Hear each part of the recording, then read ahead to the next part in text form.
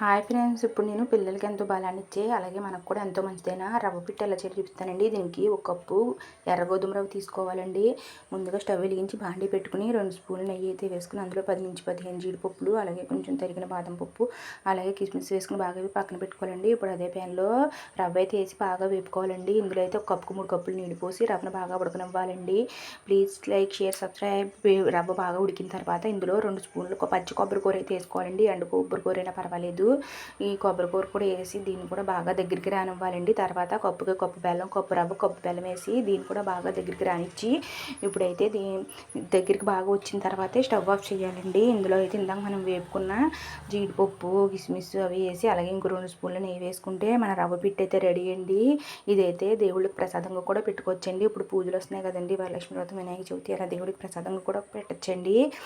ఇదైతే చాలా బలాన్ని ఇస్తుందండి. Bye friends.